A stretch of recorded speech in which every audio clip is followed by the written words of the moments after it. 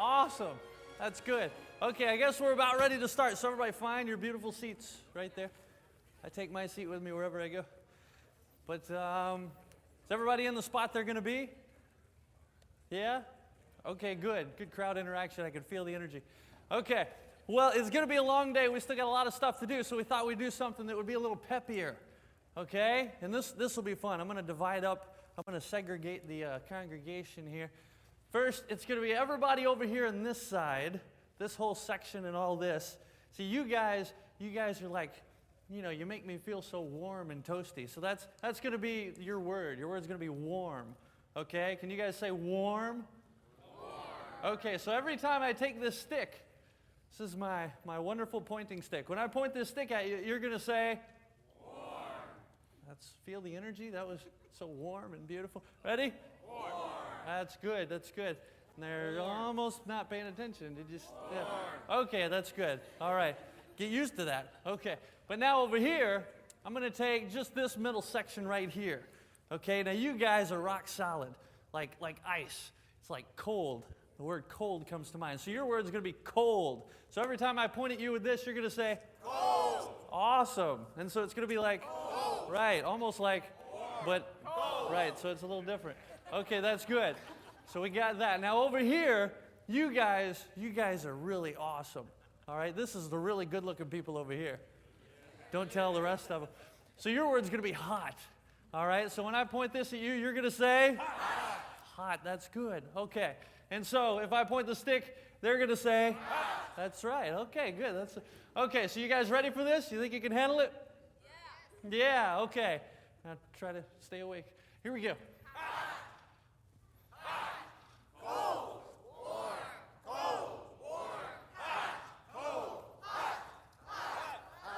Oh!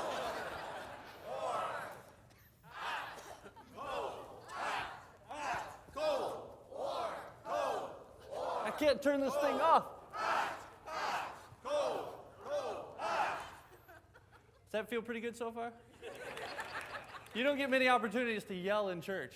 And so I just want to give you this chance. And so we'll try it some more because somebody doesn't know their cue. Okay.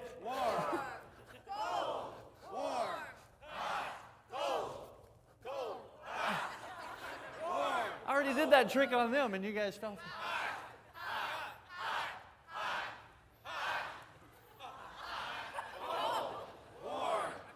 Dan, hey, what are you doing? Oh, look, it's a picnic basket. That's okay. I'm just leading everybody in something I like to call the all-temperature cheer. Huh? What? See, I just came out here and I was leading the whole fan club, and we were going to do a really cool cheer and have a good time and get energized before lunch, you know? Because after lunch, everybody wants to go right to sleep. What fan club? The fan club, the Kent Hovind fan club. Right? Dan, I hate to burst your bubble, but this is not a Kent Hovind fan club. No, it is. This is the fan club, and they've elected me their president. Really? Yeah. I mean, aren't we all here to worship Kent Hovind this weekend? Oh, no, see, Dan, I don't think it's all about that. I think we're here to worship our Creator. Yeah. But I got this cool button. It's like, look, this is not Dr. Hovind. This is just a picture of him. Oh. Huh? So I got all these buttons out there for the fan club. You know, we're all members. That's like the membership button. It's all going to be good. I'm sorry, Dan. I can't. This isn't a Kent Hovind fan club, man. This is a Creator fan club. That's not what boot camp is about. Boot camp is all about worshiping the Creator and spreading the creation message and tying with it the gospel. How to get saved. That's what this is about. What is that thing anyway? This is an ugly stick. Oh, you must. Yeah. Did you beat yourself with it or something? No, but it likes you. Look at that. Okay. Man. Well, okay, Well, so you guys are here for the Creator instead of Kent Hovind? Okay. Sorry. All right, man. well then, hopefully I can return these buttons. Good luck with that. Thanks, Dan. Give him a hand, guys. Dan. Here to speak to us is Dr. Carl Baugh. Needs no introduction. Dr. Baugh, please come share with us. Thank you, Eric. Thank you, Dr. Baugh. Thank you for God being bless here. you. So good to be here. Well, I know we're here to worship the Creator, no doubt about it, but we can appreciate the messenger. Dr. Ken Hovind, would you stand? I want you to know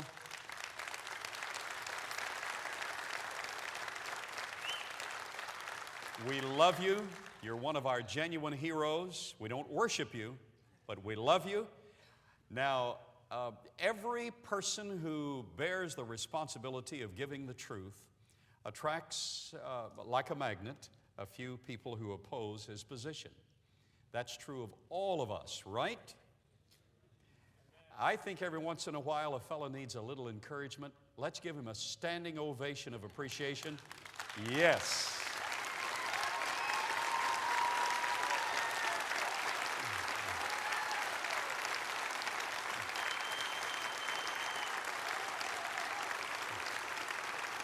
Okay. You're batting 1,000. You want to come up and talk now? He can handle it, absolutely.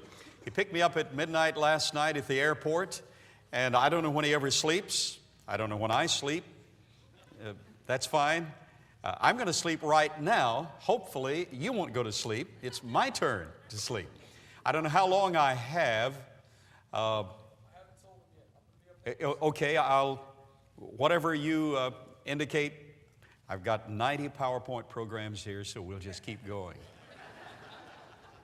Now, I'm going to ask you to, let's make sure this works. Would you flip it over so I can see if, yes. Now, you think it's fun in here. I spent about 3 minutes by invitation over with the kids. They are live wires. They're getting the truth in a way that they will never forget. So I commend the entire staff. Okay, yes. I've been assigned by Marlissa the subject of speaking on hyperbaric canopy, hyperbaric oxygen that heals. And that will be the general topic, but I want you to know that I have no medical background, even though I have paid a lot of medical bills. So what I will be doing is giving you anecdotal evidence and technical evidence that the creation model works. You need to consider going by the table on this side for Creation Evidence Museum. Everything that I'll say to you this morning and part of what I'll say to you this evening is in video format, 3D illustrated in many sessions, and there's a book, Why Do Men Believe Evolution Against All Odds? 10 chapters, over 200 technical references showing that evolution is a bucket without a bottom. It can't hold water. And many academicians admit that that's the case. My purpose in this session is to show you that creation does work, that it's academically viable, that it is biblically consistent, and I want you to know that you have not been deceived by your Creator. The creation model requires concentration from a vantage point. We have been programmed, as Dr. Quazzo indicated, and as all our speakers are indicating, we've been programmed by an entire generation to believe, to accept the theory of evolution, and it is a faith-based theory, but the other speakers are addressing that. I want to show you that the creation model as a model does work. And I want to show you that it depends on the perspective for you to accept this. Our children are precious to all of us, and these kids do not always hear what we're saying. How many have recognized that the kids, we're not always getting through? They don't always get what we're saying. They don't quite get it right. And we have a generation that hasn't quite gotten it right. I want to bring to your attention the fact that these kids, you got to love. I received an email recently from the daughter of the late Attorney General of the United States in the Reagan administration, Penny Lorenzen, whose husband is one of my colleagues, Dr. Lee Lorenzen. He's doing research that will affect our generation in energized water and energized products, etc. Penny sent me this information, and I just have to pass it on to you. The following excerpts are actual answers given on history tests in Sunday school. I'm going to see if the pointer works. It doesn't, so you'll have to listen to my dialogue. These are actual answers given on history tests and in Sunday school quizzes by children between 5th and 6th grade ages in Ohio. If we were to ask the same questions in Texas, Oklahoma, New Jersey, New York, Florida, we would get something like the same answers. Now, we want to see if they get it right. Okay. First of all, they were asked about ancient Egypt. And one student wrote, "Ancient Egypt was old. It was inhabited by gypsies and mummies who all rode in hydraulics. They lived in the Sahara Desert. The climate of the Sahara is such that all the inhabitants have to live elsewhere." Well, made a good stab at it, but didn't quite get it right. And we have academicians who are very sincere in their approach to life origins, but don't quite get it right. Well, let's see if the kids get it right here. Moses led the Hebrew slaves to the Red Sea, where they made unleavened bread, which is bread made without any ingredients. Moses went up on Mount Sinai. Now, didn't quite get it right. I want to emphasize to you leaders that we have it perfectly clear in our minds, but we don't always get through to the recipients and to these kids. He went up on Mount Sinai to get the 10 commandos. He died before he ever reached Canada, but the commandos made it. Well, that kid didn't quite get it right. And here's one of my favorites. Solomon had 300 wives and 700 porcupines. He was an actual hysterical figure. Now, I want you to notice as these kids give these reports, they don't get the facts right, but they're able to spell complicated words, meaning they're listening, but they have a preconceived disposition, and it doesn't quite get through. We are trying to communicate with a generation that knows not Joseph, nor Joseph's God, is raised on rock music and humanism, and we don't always get through. When we get through to anybody, we're thankful, right? And Dr. Hoban, you're getting through to a lot of people. Okay, he was an actual hysterical figure as well as being in the Bible. Sounds like he was sort of busy too. He was quite busy. The Greeks were a highly sculptured people, and without them we wouldn't have history. The Greeks also had myths. Now, a myth is a young female moth. Didn't quite get it right. Oh, you'll like this one.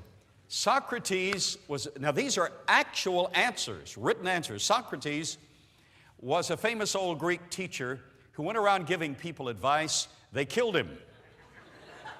Now, for the pastors in this audience, be careful. You get killed for giving advice. He later died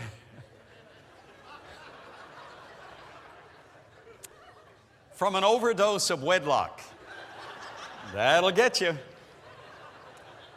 Which is apparently poisonous. After his death, his career suffered a dramatic decline. I would say that's the case. Now, one or two of you are still rather stoic. You're not getting the idea. I'm not getting through to you. You're not quite getting, those who are not laughing yet are not quite getting it right. You've got to understand that we have to really communicate all the truth to this generation. We have to communicate it vividly. So for the two who haven't laughed yet, enjoy.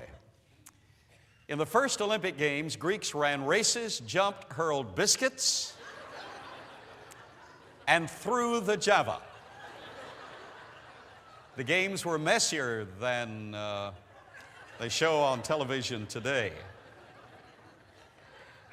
Okay, one of my favorites. Julius Caesar extinguished himself On the battlefields of Gaul, the Ides of March murdered him. Didn't quite get it right because they thought he was going to be made king. Dying, he gasped out, "Same to you, Brutus." Not et tu, Brute. Same to you, Brutus. Okay. Delegates from the original 13 states formed the Contented Congress. Thomas Jefferson, a virgin, sure hope so, at least the kid knew there was a term, a virgin, and Benjamin Franklin were two singers of the Declaration of Independence.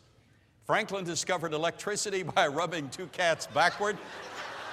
That'll do it.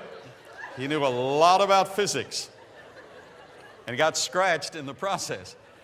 Franklin discovered electricity by rubbing two cats backward and also declared, "A horse divided itself against itself cannot stand." He was right again. He was a naturalist for sure. Franklin died in 1790 and is still dead. Okay, I think this is my favorite of all, and we're almost finished. We'll get down to the topic I was assigned. Abraham Lincoln became America's greatest president. Lincoln's mother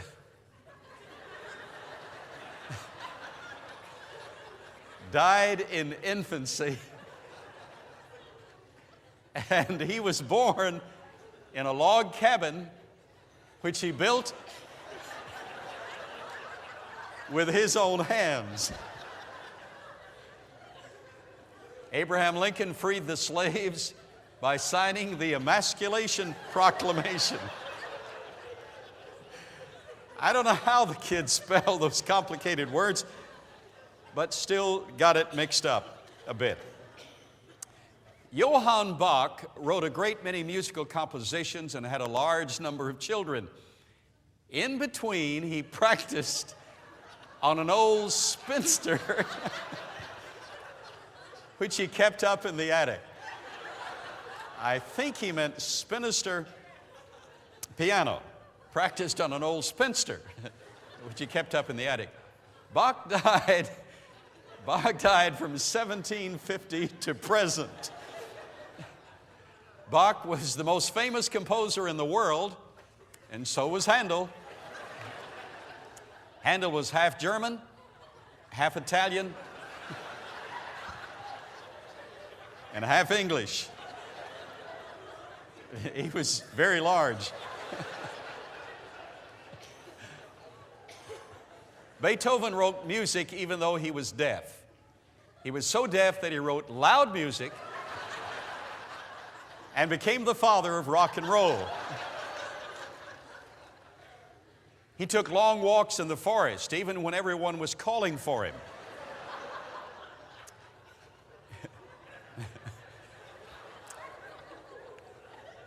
I wish I had Kent Hovind to read these. These are just too much.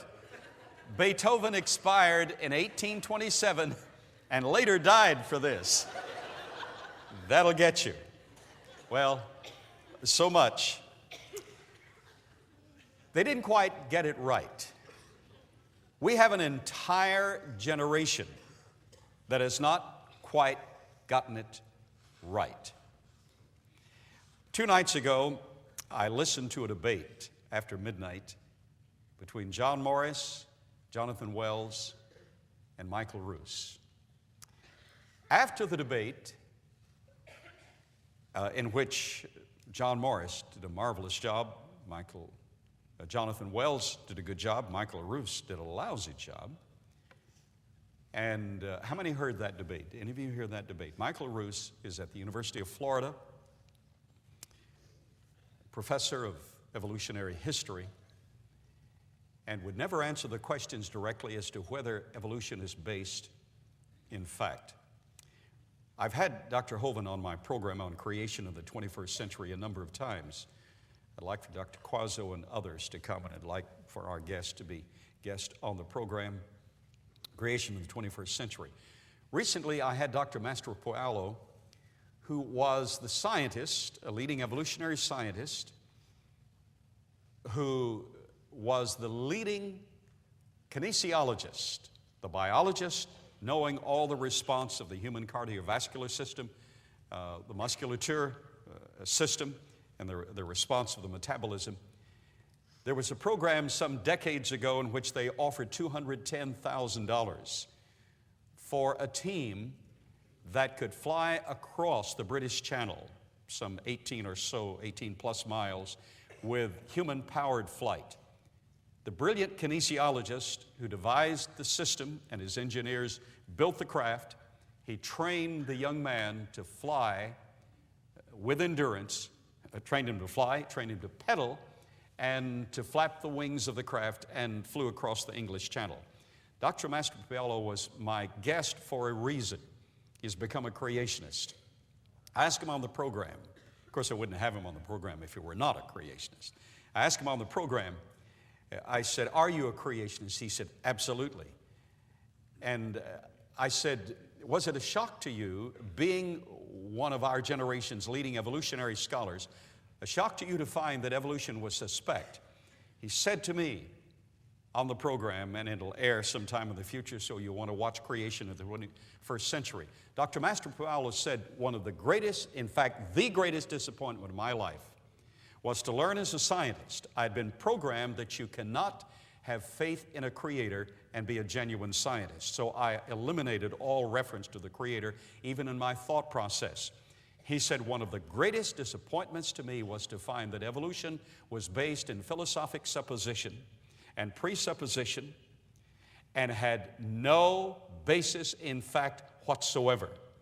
Then he explained, as a world-class biologist, if we're talking about horizontal variation, certainly we all vary horizontally.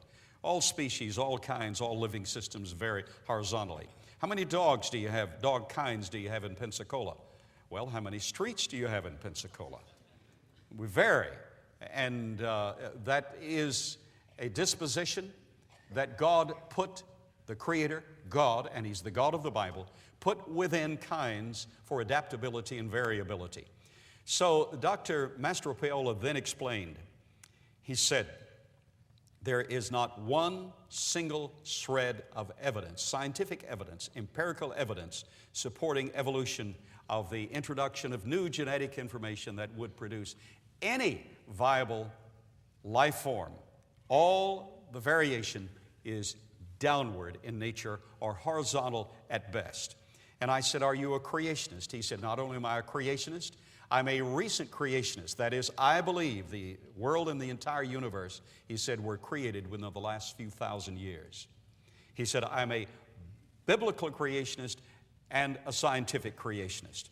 He said, in fact, and here's the point I want to make. He said, "I have the Life Science Award Challenge." He said, there are 45 leading evolutionary educators and propagandists in our generation. 45. He said, I've challenged every last one of them to appear with me as a scientist before an appellate judge, not a justice of the peace, but an appellate judge who knows the process.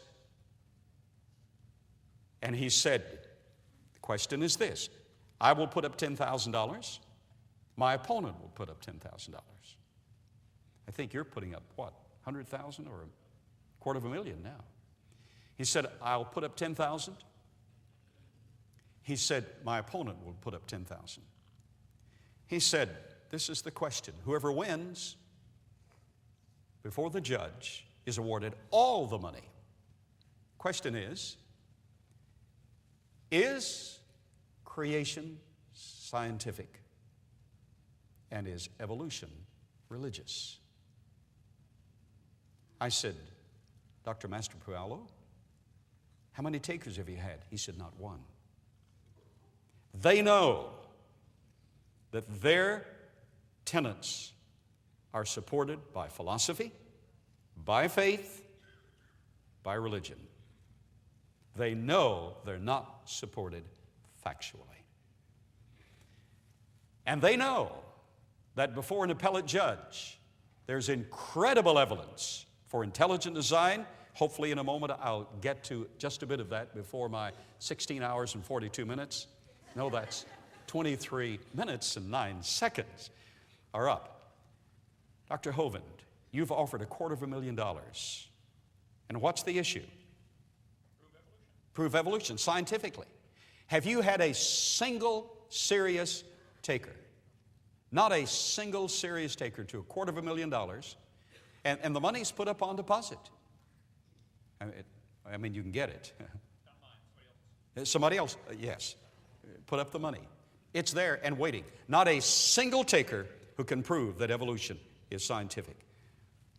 But we have an entire generation that hasn't quite gotten it right. This is the theory that they postulate. This is the concept of evolution. We at the Creation Evidence Museum have illustrated it not as a column. Carl Sagan, before dying, admitted that it is not really a column, it's an oval. For the concept is, what's that rat doing running across there? No fair with cell phones. Oh, no, that was the rat running across. Okay. What's that rat doing there? When I first started excavating in Glen Rose and attracted a lot of opposition because I went on television and radio, and now there's 6 million people a week who hear that truth, and I'm very grateful for that, but I still get a lot of opposition because I stated that we had found human footprints and had found cat prints in the same stratum along with dinosaur footprints. And we have demonstrated that. In fact, I just got back from Germany, where 6 of our key artifacts are on display at this very moment. One of them a human handprint, another human finger, found in the very same layer with the dinosaur footprints, a hammer, and then we have the Meister print, which is a human sandal print with a trilobite, Elrathia gengai trilobite in the heel and one in the toe. So the creation model is demonstrated to be factual if people will listen to the information. Here we have the model of evolution. When I first began to talk about this at Glen Rose, they said it's impossible for a mammal to have been back in the Cretaceous period. But now they have found their own mammals, and they call this mammal, this is little Morgie, Morganocodon elroyi, and they call this little mammal, let's go back and let's watch that mammal run. Where's that sound you gave a moment ago from the cell phone, that little mammal? Now, but they say this is man's oldest grandmother. But I want you to notice that if evolution is true, we have some real problems. And the red doesn't come out, so let's just get to the next concept. According to evolution, we began with a Big Bang some 16 or so billion years ago. Debris, trash from that Big Bang settled in the arm of Orion of the Milky Way galaxy and throughout the universe, ultimately producing our Earth and our solar system. And from that, living systems sprang. And if there's enough mass in the universe, ultimately all of these 225 billion galaxies, each comprised of over 500 million stars, ultimately will collapse back upon themselves. We began with a Big Bang. If evolution is true, then we will end in the Big Crunch, a fiery explosion. Or if there's not enough mass, but if instead all these systems extend out and out and out, ultimately they're going to get so far apart that you can't get enough informational exchange, so they're going to die in the Big Freeze. Or if it's balanced fairly well, due to the second law of thermodynamics, entropy, we're losing usable information and energy, so it's going to die in the Big Fizzle. It began with the Big Bang, will end either with the Big Crunch, the Big Freeze, or the Big Fizzle. The psyche, the basic philosophic mindset of evolutionary theory is that nobody's going anywhere. Hopelessness is written into the entire concept. In fact, leading evolutionists that I've debated, or who have been debated by other creationists, get very irritated when we insist on absolute truth. Well, I have found absolute truth in a written form. It's called the Bible. I've found absolute truth in the personal form. His name is Jesus Christ. But that's another subject and another topic altogether. I don't know if these will come out clearly. I hope so. In every one of these eras, Paleozoic, Mesozoic, Cenozoic eras, periods, epochs, and events, in every one of them, we find evidence of human fossils and human artifacts, meaning that the geologic column is not essentially the history of the development of living forms, but the geologic column is all sedimentary deposit that was laid down in a worldwide flood. And tonight in the lecture, I want to show you tangible evidence worldwide for that flood. The creation model, and I have less than 18 minutes to give this to you. Are you still awake? I want to show you that creation works, the creation model works. It does not begin with a model or with a universe. It begins with a creator. Cause and effect. In a moment, I'll try to give you some figures. Let's just go right to the heart and soul of this, and then I want to talk about your brain in the next few minutes. I want to show you that you're more awesome than you promised that girl you were when you courted her. Or she's more awesome than you have realized heretofore. In the creation model, the basic tenets are as follows. I'll have to verbally describe this because my pointer is not strong enough to overcome the screen angle. Prior to the flood, the diameter of the earth, are you awake?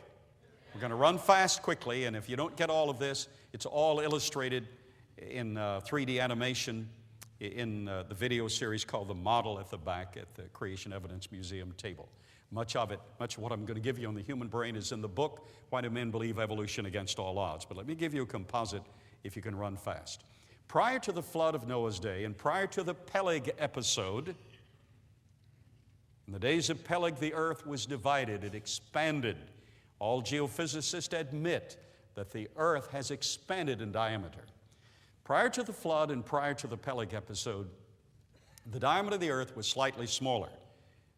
We have some consultants at the Creation Evidence Museum who are atmospheric scientists and engineers who have run calculations for me to show that if you diminish the size of the globe some 10 to 12%, something wonderful happens. You maintain the same mass, but you shrink the volume. It's smaller, weighs more per cubic centimeter, which gives you a greater gravitational attraction at sea level, which essentially doubles the atmospheric pressure. Did you get that? Prior to the flood and prior to the Peleg episode, we had about twice our current atmospheric pressure. 16 times at Texas A&M University, I've been under 2 atmospheres of pressure. What does it feel like? It feels like you belong there. Is it harder or easier to breathe in 2 atmospheres of pressure? Much easier to breathe. Once you equalize the lungs, and if a child were born in that, it would be equalized automatically. Once you equalize the lungs, etc., and the ears, the eustachian tubes, etc., you feel like you belong, and you never have to reach for a breath of air. It's automatically there. It's a wonderful world at 2 atmospheres of pressure. My wife is a universal reactor. She was at the point, I had her at that point to 17 specialists. They'd given up on her and said, you'll lose your wife. So I said, well, I'm doing some research on a hyperbaric pre-flood context, and let's make arrangements to get her into a hyperbaric oxygen therapy context. So we took her to Texas A&M, put her under 2 atmospheres of pressure with enriched oxygen, and she's now living. She's praying for me, I think, at this moment. If not, she's watching television. No, she doesn't watch a lot of television. I think she's praying for me. That's what she tells me she's doing, and I'm sure she is. But in the world before the flood, we had approximately twice our current atmospheric pressure. Why could my own wife have such response under 2 atmospheres of pressure with enriched oxygen? Because at Texas A&M they found that if you double the atmospheric pressure, you triple the assimilation of available oxygen. Did you get that? If you double the atmospheric pressure, the hemoglobin can't pick up any more. It's saturated with 4 oxygen molecules. So it doesn't do any good to have the old oxygen tent. Instead, what happens is, under 2 atmospheres of pressure, or as you approach 2 atmospheres of pressure, the entire hemoglobin, the entire blood plasma becomes saturated with oxygen. Kids, that solves the problem of the dinosaurs. The dinosaurs had small lung capacities. I've discovered and directed the excavation of 14 different dinosaurs. They all had small lung capacities, either from our direct examination or by inference of the bone structure. Small lung capacities. If you were to put one on Highway 10 running near here, he couldn't get out of the way of the semis. In today's atmosphere, he couldn't get enough oxygen, get enough blood, oxygen in the blood for appropriate metabolism. But in the world before the flood, the dinosaurs could have a field day. So my wife, one day, I was telling the group at breakfast this morning, one day we went in, my wife was wheeled in the wheelchair, and Dr. Fife, just before going into 2 atmospheres of pressure with enriched oxygen, Dr. Fife looked down and he said, "What's that on your foot?" My wife said, "Oh, I dropped some hot water on it yesterday, it'll be all right." He said, "That's oozing." He said, "That's an open wound." She said, "I know it, but it'll be all right." He said, "We'll take care of it." Now, I wanted to see that. I asked an individual who was sitting with me at breakfast today who asked a question about that. He has some medical background, and I said, "Do we have a medical doctor here? I need your help. The audience needs your help if I keep talking too long. Do we have a nurse? Anyone with medical? Okay, excellent. How long does it take for an open wound to heal?"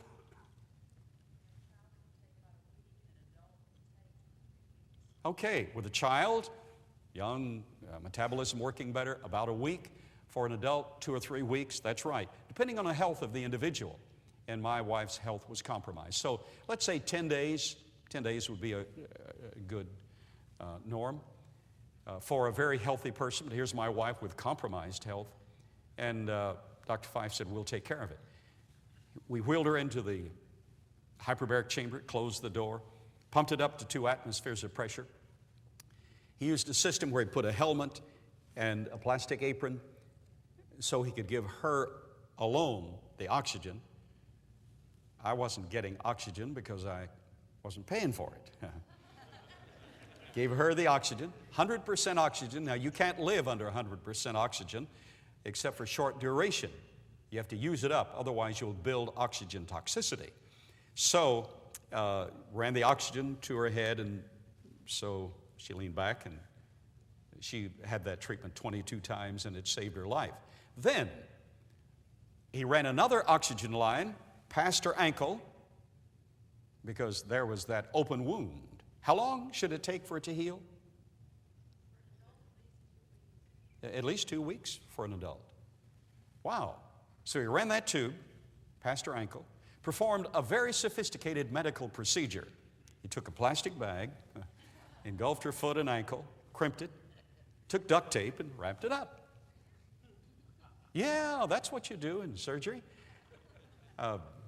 Sat back, and he and I talked about the research and what was going on with our hyperbaric biospheric research and so forth. About 45 minutes later. How long? 45 minutes. My wife said, "I think I've had enough oxygen today." You see, when you saturate the deep cell tissue, you get detoxification and it becomes a little uncomfortable. So she said, "I think I've had enough oxygen for today."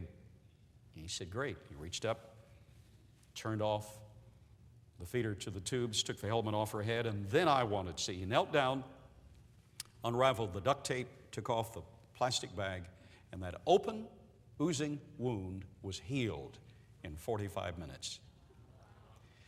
Now, in the pre-flood world, no wonder people lived so long. That's one of the parameters. But I want to illustrate this, and I've got just enough time to do it. We have a living illustration here today. On the creation of the 21st century, I talked about the additional atmospheric pressure. I talked about the canopy above the earth. You need the tapes back there to get all of this.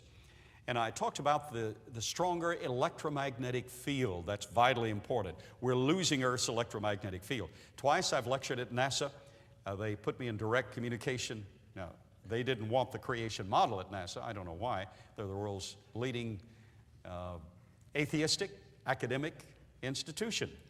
And so they didn't want the creation model, but they did want the science regarding Earth's original ecosphere, and I do hold some patents on that. So they invited me twice to speak, and I'm very thankful for that.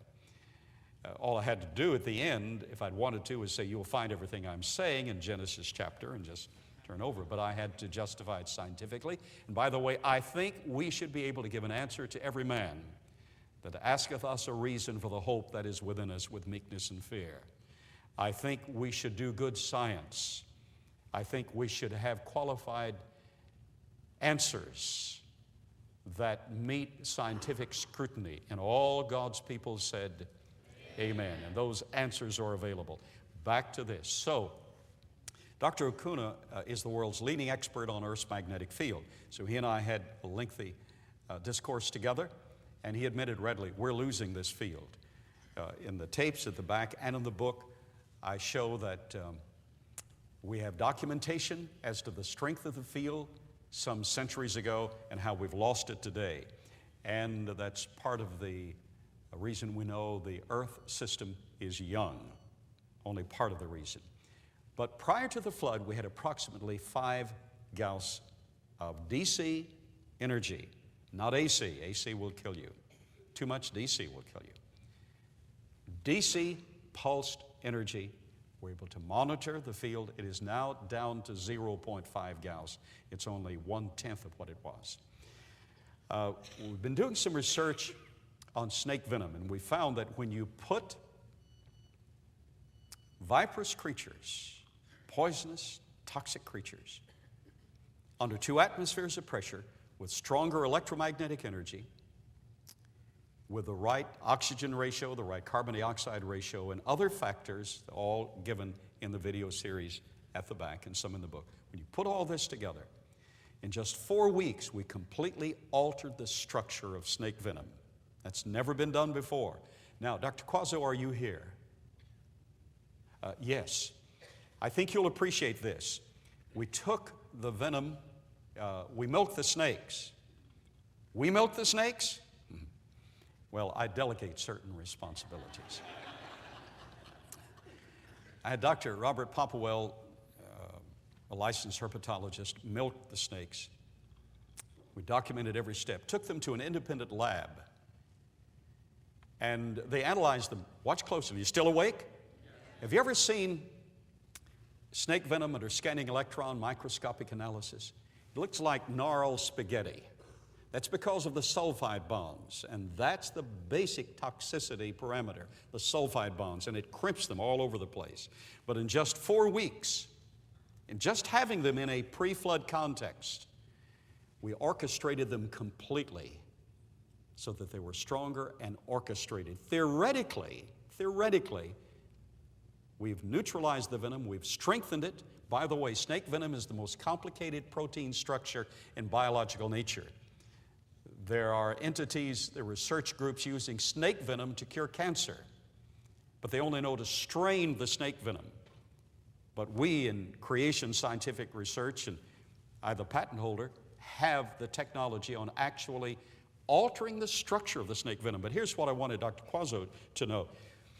They call me back to the lab. They run some more experiments, and they ran electrophoresis where you have a printout of the protein expression. And they called me to the lab, and they said, this has never been done before. You've done something that, let us co-publish with you on this. And so probably that's going to happen.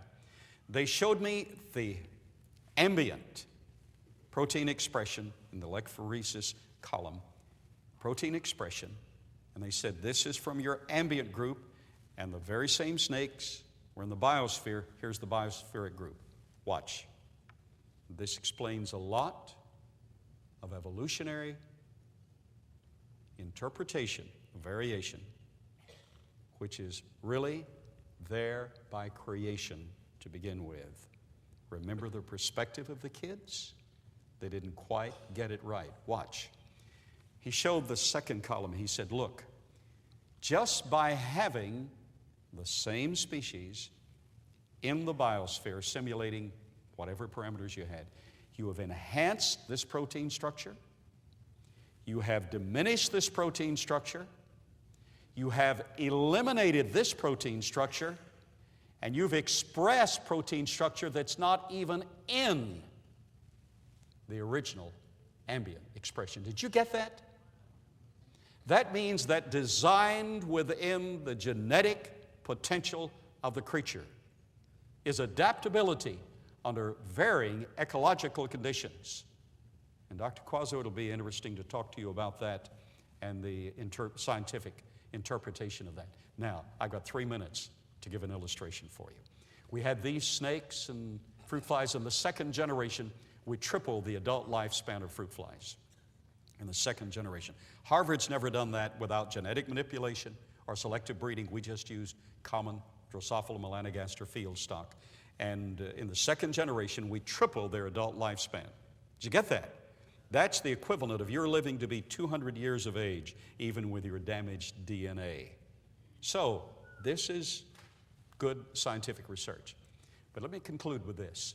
One of the things we found in working with these vipers was that you completely alter the structure of the venom if you alter the context, and especially if you alter the electromagnetic parameter and give them pulsed electromagnetic energy. So, what we have found, now this is not the introduction of new evolutionary development. The variation is all within the genetics that God put there to begin with. One life form does not become another life form. There are boundaries. Okay, watch closely. Since we knew that pulsed electromagnetic energy at the right level would alter things, one of our researchers, a medical researcher, we do not perform medical experiments. I'm not licensed to do so. I'm not qualified to do so. So I get practitioners to do that.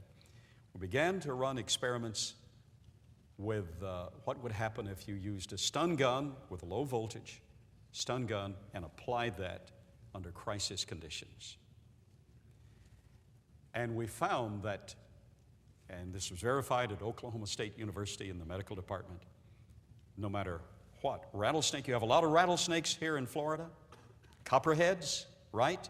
This might save your life, and I've got 26 seconds. I need Jesse to come up here.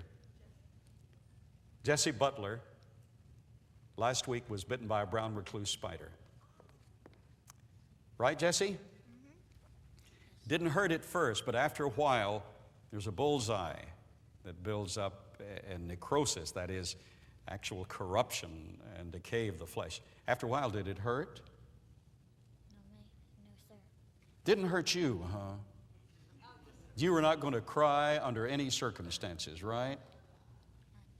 But I understand that it started eating a hole in your hand. Let me see your hand. There's no hole there now. What'd your daddy do?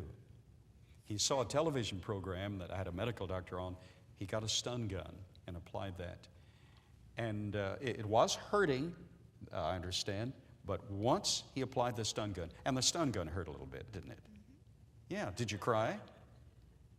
No. Hey, good deal. Then in a matter of seconds, it stopped hurting and began healing because the venom was neutralized. Thank you. Thank you, Jesse. Let's give this young man a hand.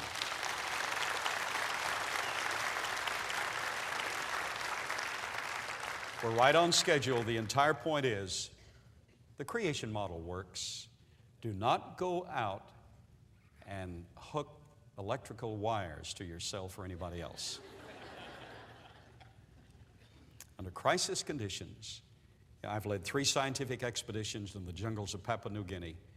We have snakes there, the 2-step snakes, 20 minutes you're dead. Scorpions whose sting can kill you in 8 minutes. Spiders whose bite can kill you in 3 minutes. No fear. Why not? Because we had stun guns with us, and we applied them immediately when there was a problem. Neutralize the toxicity, the venom, and living proof, the creation model works. Thank you.